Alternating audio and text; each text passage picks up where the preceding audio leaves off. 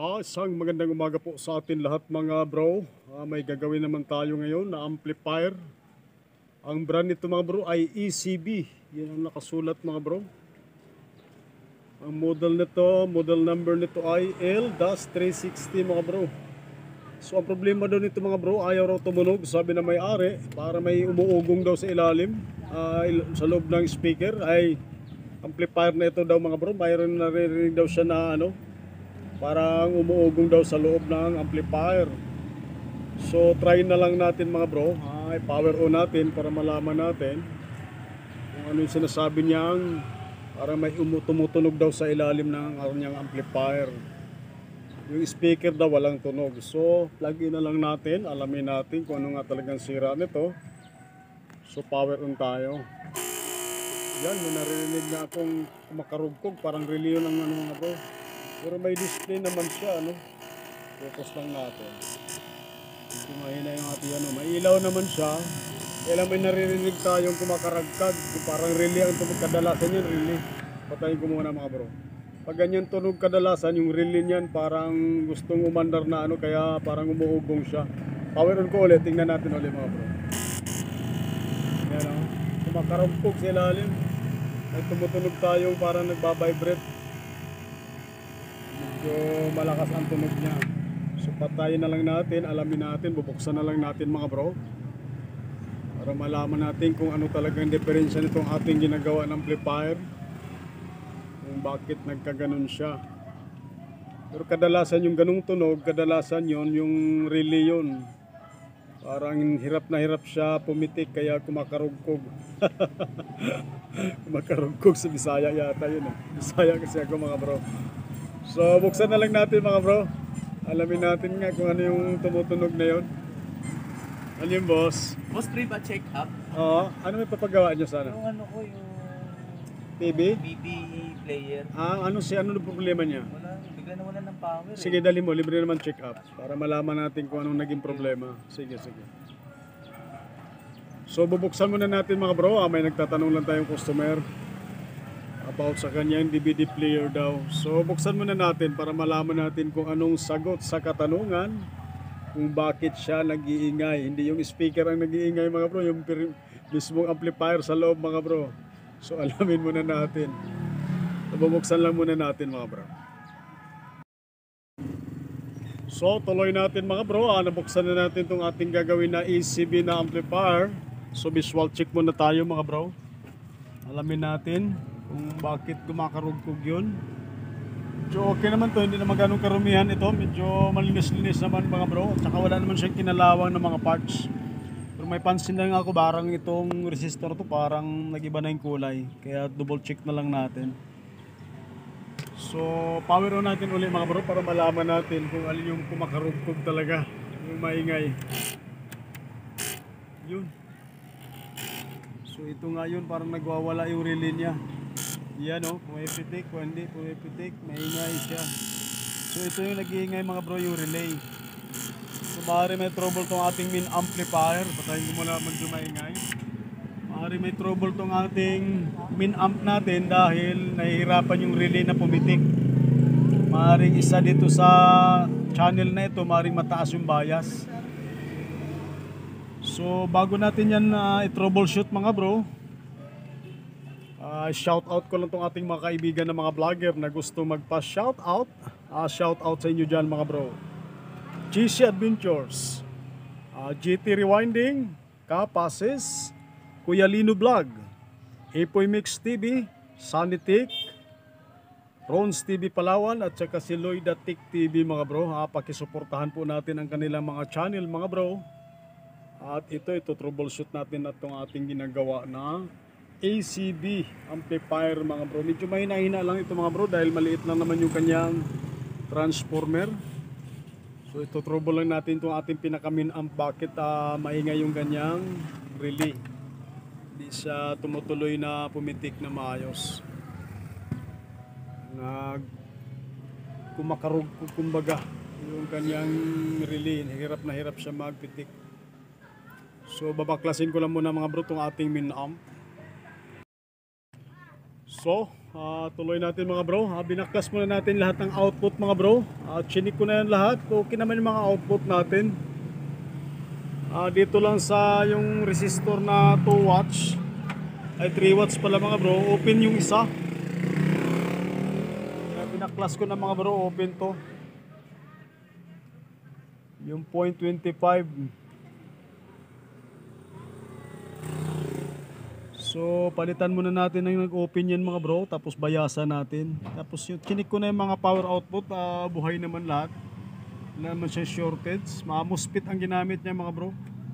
Hindi siya ordinary transistor. MOSFET K702 ang number niya mga bro. Tama, K702 MOSFET yan mga bro. Hindi siya transistor na ordinary.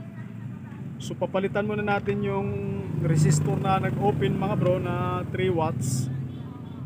Tapos babayasan natin, tapos check din natin yung mga drive dyan ng mga transistor kung may problema. Tingnan natin kung may shorted pa. Kasi nag-open yung isang resistor mga bro. Kadalasan kasi pag nag-open yung ganyan sa yung resistor na yan, maaari may damay-damay yan mga bro. So check ko lang muna mga bro, update ko na lang kayo mamaya. Medyo mahaba ang buligligan din ito. Maliit lang ito pero medyo maano rin. Masalimuot din ang trouble nito mga bro. So kailangan pagtyagaan natin i-troubleshoot para mabuo natin itong ating ginagawa na amplifier.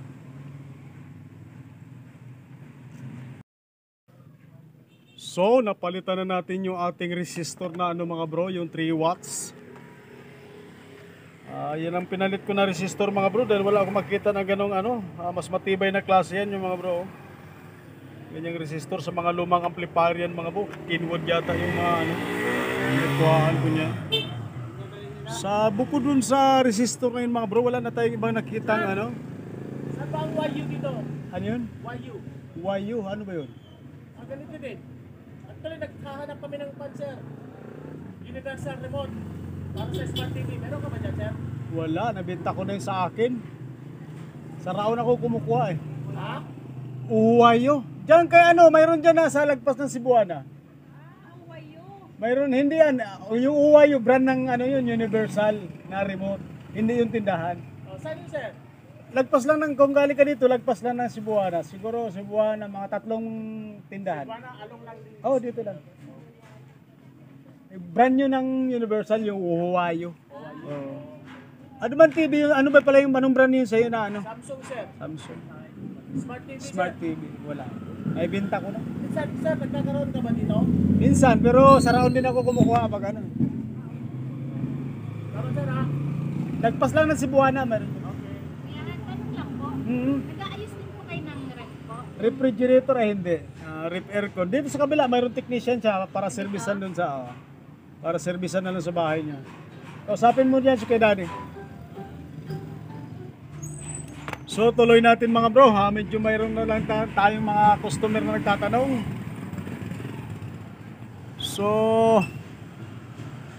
bukod sa yung 3 watts na resistor mga bro, wala na ako nakita mga shorted pa. May mga ano lang, may mga loose connection na nakikita ko kaya sinulda lang natin uli. So titingnan natin mga bro, binayasan ko na yun, normal na yung bias mga bro. Paanda rin natin siya na wala pa siyang power output kasi binaklas ko muna yung power output niya. Gamitan lang muna natin ng tweeter mga bro. Titingnan natin kung normal na yung tunog. Para kung normal na yung tunog niya, kabit na natin yung power output na para matapos na agad.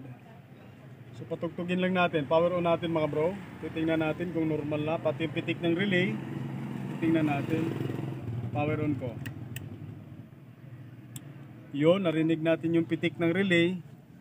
So tweeter lang muna gamitin natin mga bro. Susundot ko lang dito sa ating speaker terminal para malaman natin kung normal na yung tunog. So yun, maganda na yung tunog. Sa kabila naman mga bro.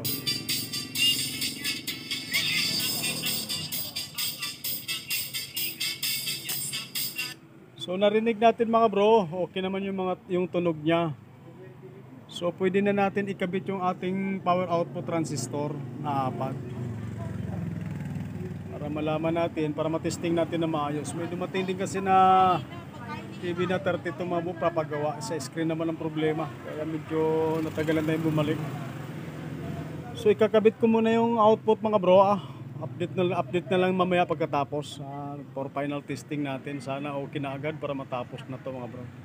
At medyo magtatanghali na naman. Kasi normal naman yung tunog niya. Wala naman siyang sabit. Kahit wala pa yung power output transistor. So ikakabit ko lang muna mga bro.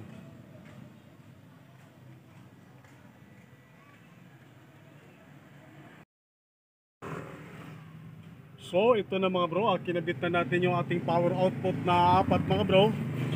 So sound check natin mga bro, gamitan muna natin ng tweeter ulit. Mamaya natin salang yung pinakamalaking speaker. Final testing. So power on natin. Lagyan natin sa BCD. So sundot lang muna natin pansamantala dito mga bro.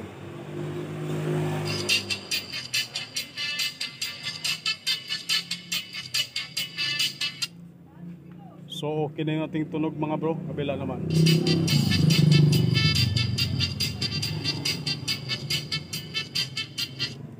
So maganda ng tunog kabilaan mga bro. I-fix lang natin para ikabit natin yung malaking speaker para matesting natin na maayos. Kasi okay naman yung tunog na, patayin ko muna.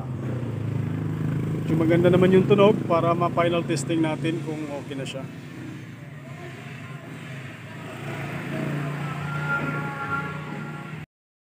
So ito na mga bro, kabitan na natin na malaking speaker. Testing na natin itong ating ginagawa na ECB na amplifier. Yan, nakakabit na lahat yung ating so power on natin mga bro. Testing natin kung gwapo na. Nakakabit na yung ating malaking speaker niyan mga bro. So BCD, volume tayo.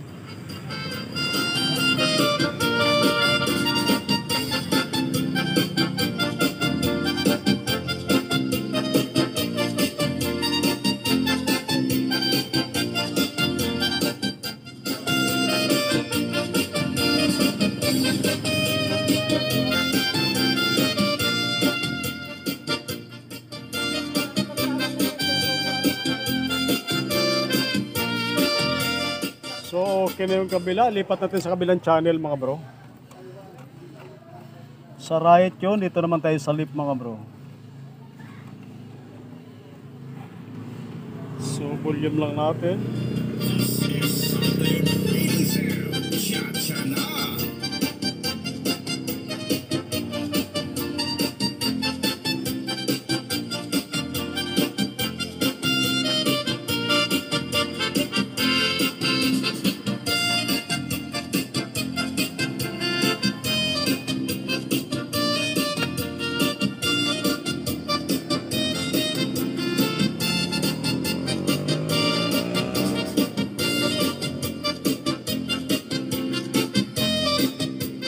So okay na yung ating left and right channel mga bro.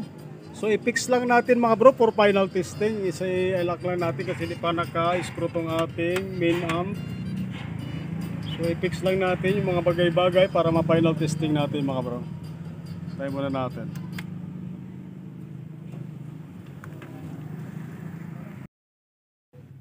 So ito na mga bro, final testing natin itong ating ginagawa na ECB na mga bulol tuloy ko amplifier mga bro.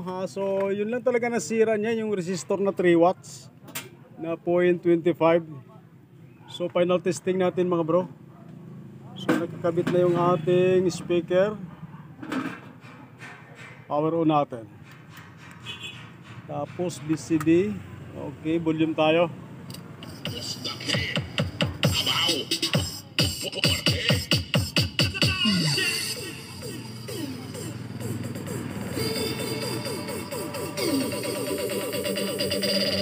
Pumbahan kamayan ka na kataprokyat o pumba.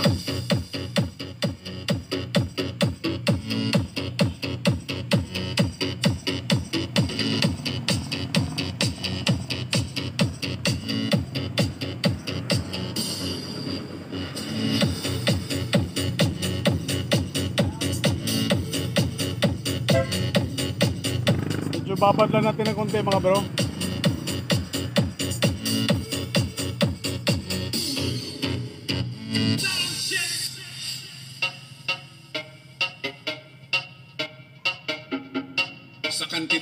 200,000 pesos.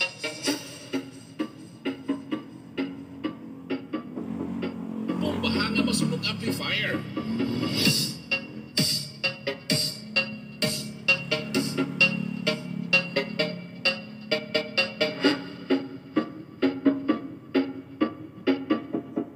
Bombahan kamayan nga nagatak-ok-ok.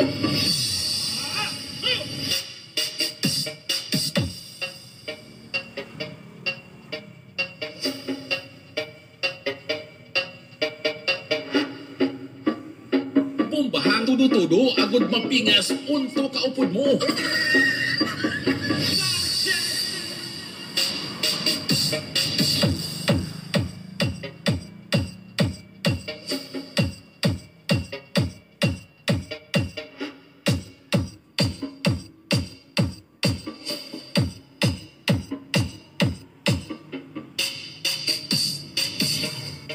Bomba.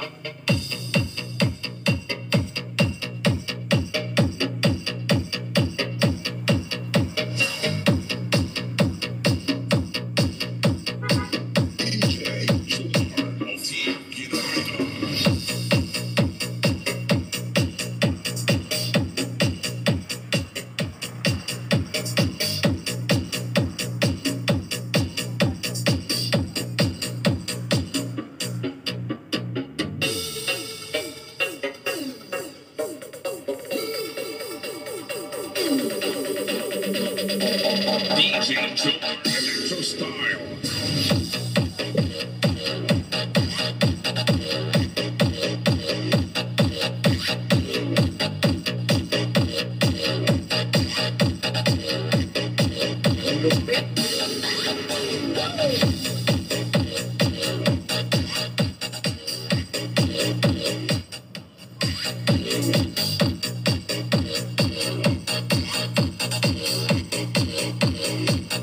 Basta DJ Jomar Huerta.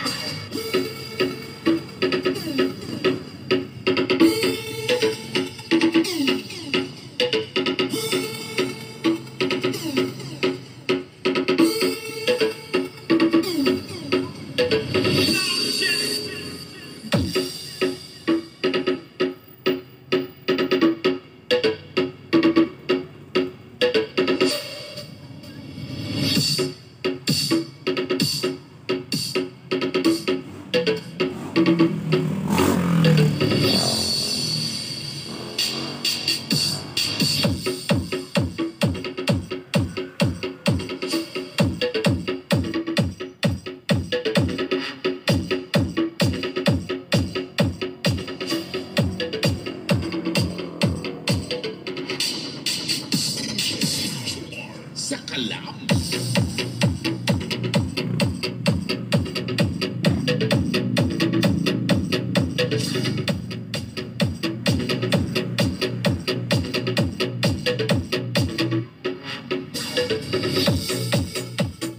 So, okay na itong ating ginagawang amplifier mga bro na ACB. So, maraming salamat sa inyong panonood mga bro at magandang tanghali po sa ating lahat.